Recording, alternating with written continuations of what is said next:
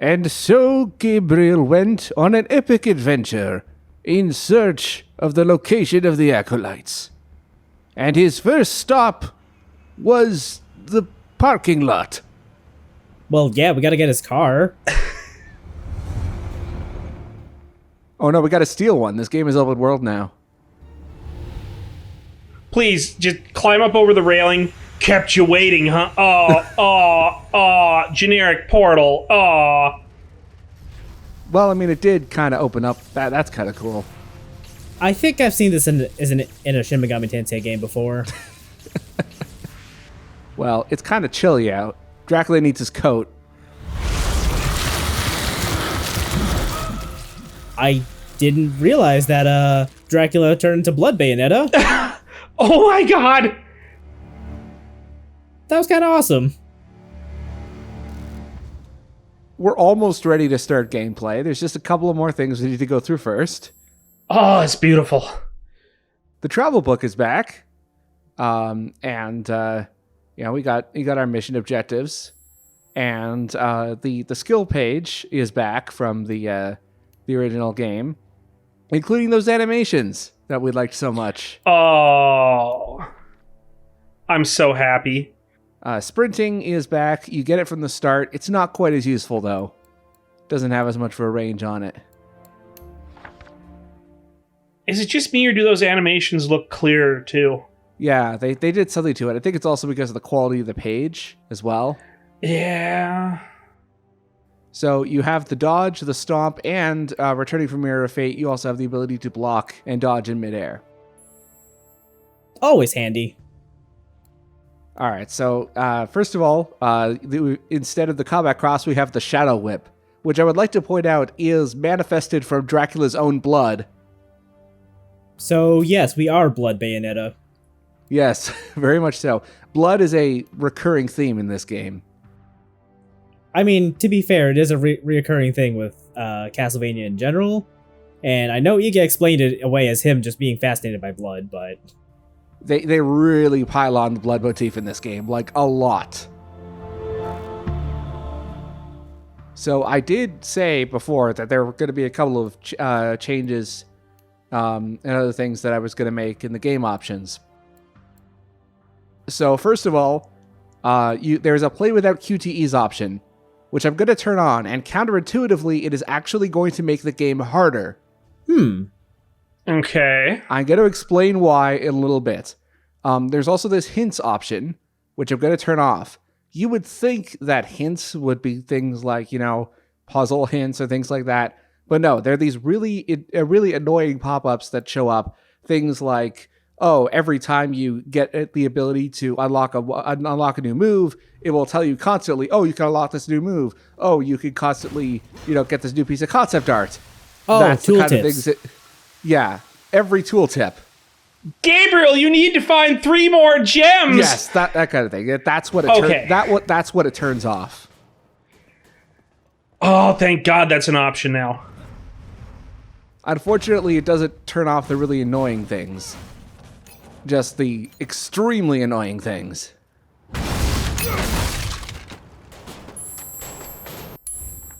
I didn't get a chance to ask. What does the skin option in the config do? We'll get to that in 2 videos, I think. Oh, okay.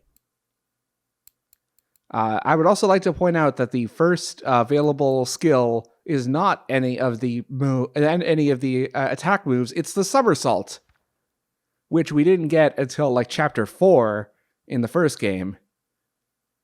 Interesting. Which is basically a sign that Dracula is now a lot more mobile.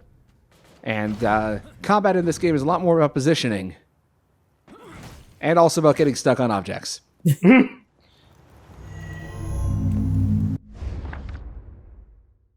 So this is the new version of the lore. There are also regular scrolls, but this is the other version of the lore, which I really like. And the reason I like it is because it is lore with a bias. These are city memorials put around the city by the Brotherhood of Light, and they are clearly skewed to make the Brotherhood look better. Well, the victors write history and all. Yes, very much so. I really like it when lore takes things that are already takes knowledge that's already given to the player and then skews it. Wait. Does this mean that the Brotherhood are the guys who named Castlevania City? They are a powerful church militant group who are one of the major government forces in the modern world, yes. I don't know who actually named Castlevania City, though.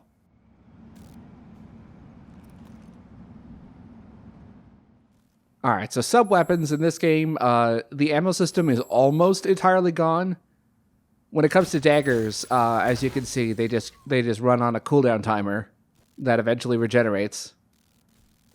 Slick. I like that. I'm failing to see a problem with this so far. We'll get to that. There will be a very problematic section right behind this shutter, actually.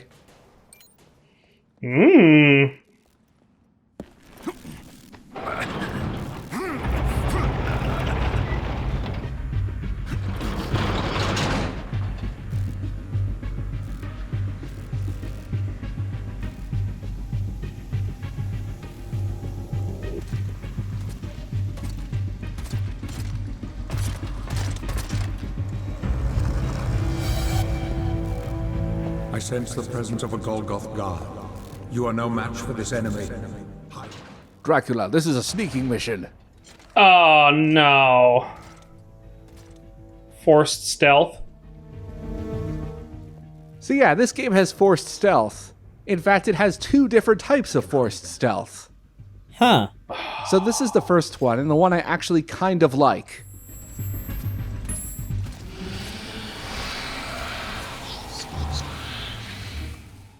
It's when you turn into a rat. You actually turn into 9 different rats.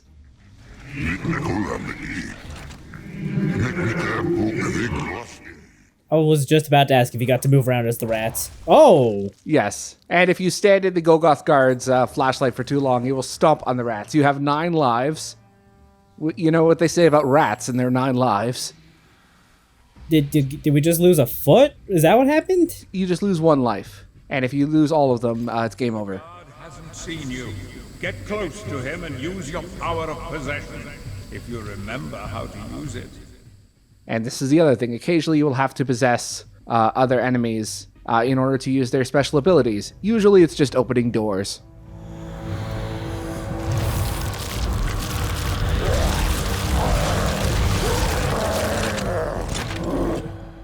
Okay. Where's the goofy red hat with eyes?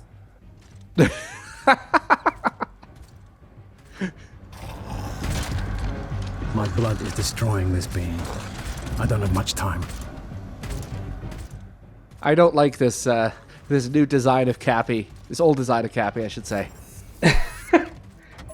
Yeah, they really hit it out of the park 3 years later, but Yeah, it took a while.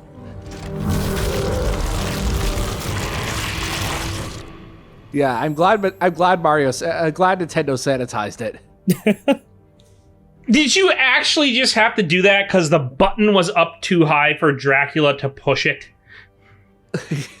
It would be very silly if that was the case, but no, it's because there's it's an eye scanner. Oh, They need it for the Golgoth guards. I remember doing that in MGS2. Yeah. Also, for some reason, there are quotes now for all the character profiles. Not entirely sure why. My favorite part of every Castlevania game is the sluice gates. Decontamination hatch activated. Releasing cleaning gas. Please do not make sudden movement. this is we have to unload the previous section, load the new section, Arkham Island style. Also, if you move during the decontamination procedure, it actually accommodates for that. Huh. Which I think is cute. Still, this isn't so bad. Oh, it gets worse.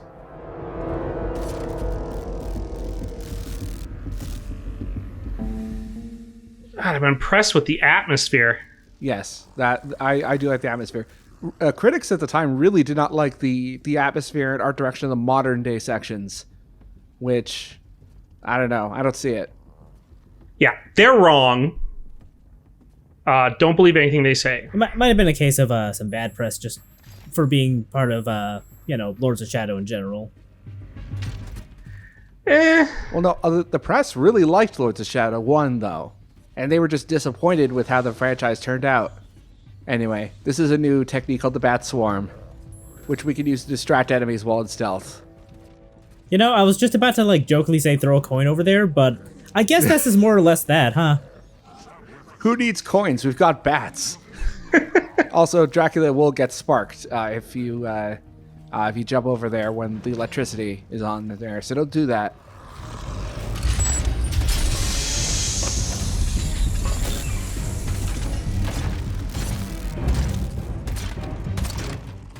Did he find us? Does he have a neck to look up with? I don't think, with all that bulky armor, I don't think he's capable of moving his neck up.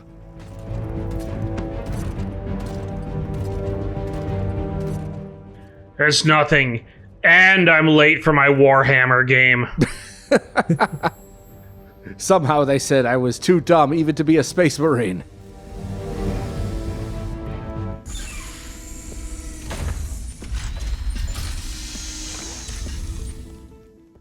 Oh, hey, it's you again. Who are you? Follow me if you wish to recover your sword. You didn't answer my question, kid. I swear to Christ, if this is Simon. Either that or your parents were really weird. I think his name is Follow. His name is Follow Me If You Wish to Recover Your Sword, Jones.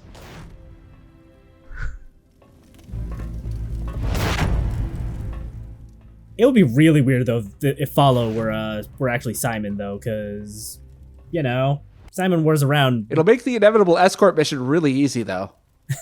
I guess Simon could handle himself, yeah, but I'm more concerned about the fact that Simon lived a couple centuries ago. Well, who said it was Simon? Roy did? Oh. Yeah, I swear to God, if it's Simon, I'm gonna be pissed, man. Well, we seem to have been transported, and this is this game's version of the Dual Worlds gimmick. We will be splitting time between the modern day and this weird alternate version of Dracula's castle, which the game never really makes it explicit, but Dracula's castle was outright destroyed in that explosion from the prologue. Like, it's gone. That would explain why he's just been living in a church. Yes. Still waiting to hear back from the homeowners association. Wait, we have more scrolls written by dying soldiers? Oh yeah. Hell yeah. They have not given up on that. I have survived thanks to some strange artifacts that hide valuable secrets. And you get to know what their names are too, which is even better.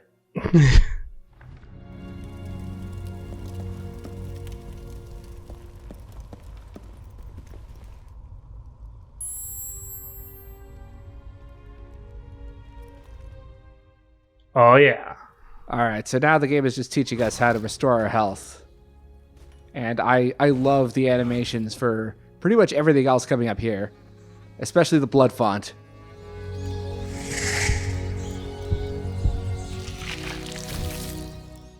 Watermelon. He spilled like half of that down his shirt. Come on. Yeah. Also, this is a pain box.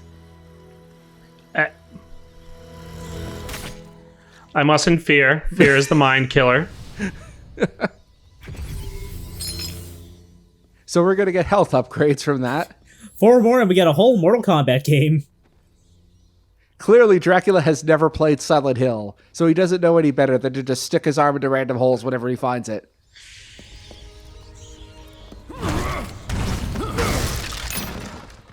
It's a toilet. Why would you do that? Oh, look, there's another pain box right here.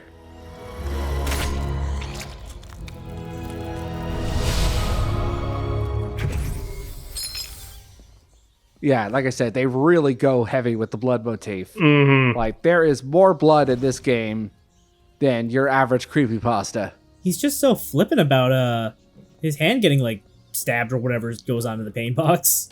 Just that's another cut for the hand. I assume what goes on in the pain box is pain. You would assume so, but I saw no signs of pain. He does kind of flinch if you look at his face during the animation.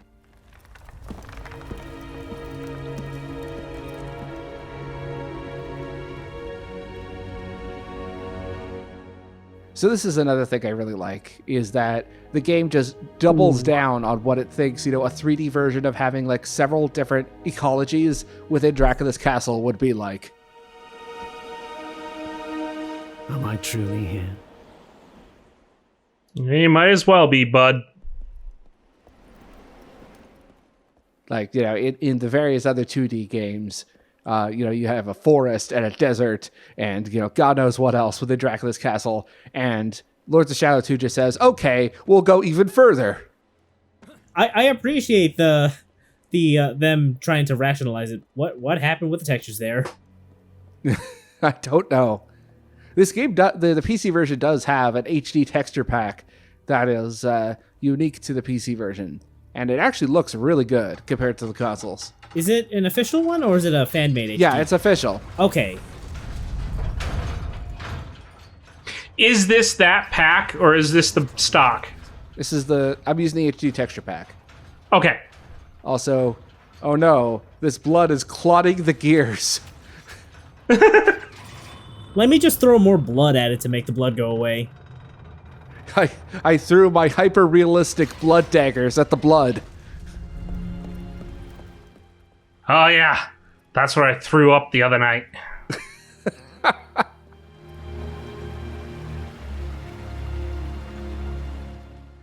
I apologize in advance. I refuse to let the vomit jokes go now.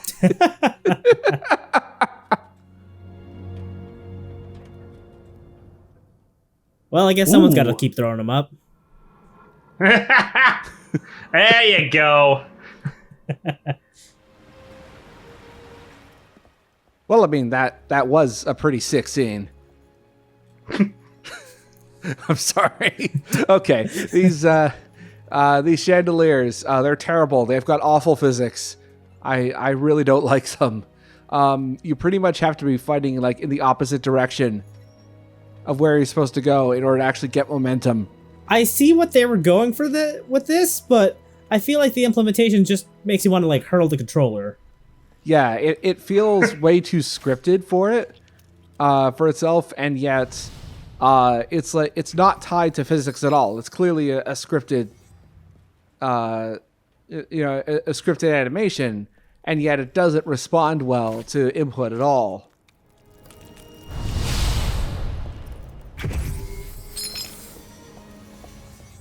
Yeah, they're really doling out the paint boxes early.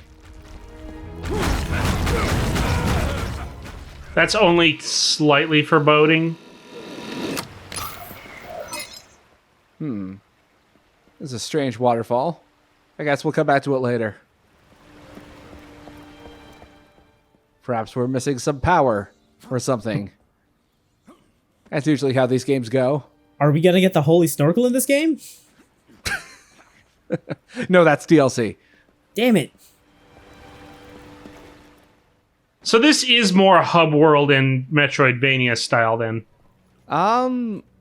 Yeah, I guess it will become more Metroidvania-like as we unlock more abilities.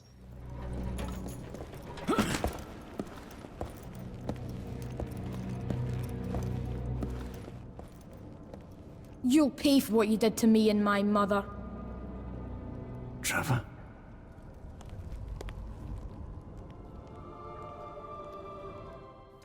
Huh. Yeah, it was not Simon, it's baby Trevor. Con!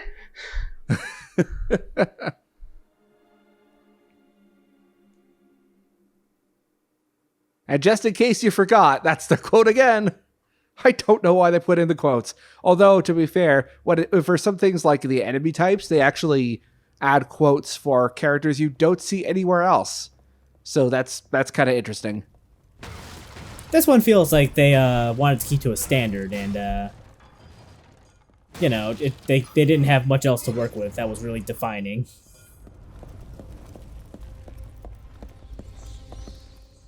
Anyway, we go over here, and I have some trouble here. There, like I said, this goes by the Metroid Prime rules. There's no fall damage anymore, but there are bottomless pits, and you take a small amount of damage when you fall into them.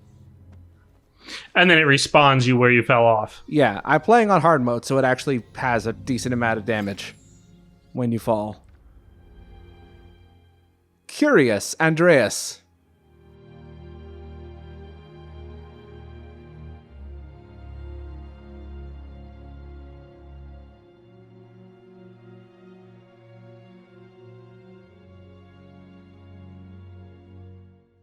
Aha. So another sneaking mission.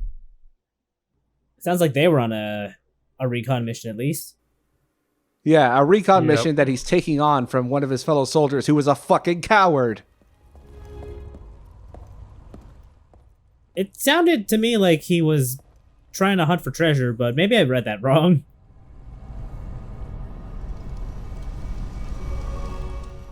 Maybe it was this treasure. Don't leave us, my prince. Don't go. Your base is here. This is your home. We are your king. I'm not ready to leave the nest yet.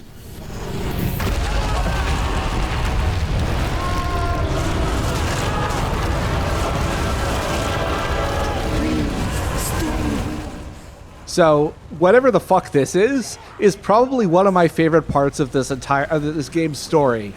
And we will see why in the next cutscene.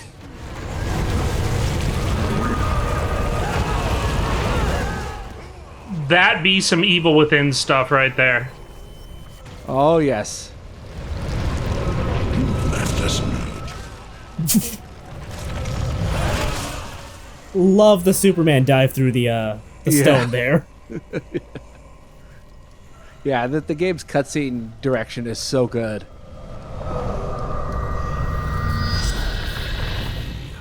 And he's eyeing that like Indiana Jones, man. This is your fault. Look what you're making us do! So this is the stone golem, and you'll notice there's some corruption on it. This golem sounds like an abusive ex. Not gonna lie. Yeah. Well, that's kind of the point, actually. It's not necessarily the golem who's talking like that. It's that corruption. It is a representation of the castle itself. The castle is alive, as it is in several of the representations of Castlevania, and I just like is probably the wrong term, but I think it's an interesting idea that Dracula's own castle is acting like an angry ex-boyfriend who's trying to gaslight Dracula into staying with them forever and ever. Well, as they said, the castle is a creature of chaos. And apparently that chaos is being a tsundere boyfriend. I think this goes beyond that. So the stone golem boss fight, it's really good. It kind of reminds me of a more improved version of the Forgotten One fight from the DLC, because you can only attack the parts that are visibly influenced by the corruption. So anything that's red.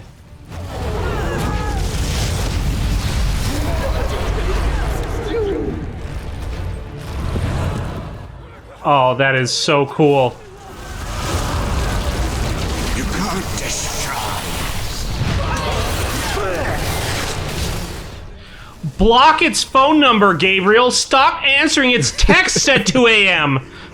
I still love you even if you forced me to take out the garbage, you bitch.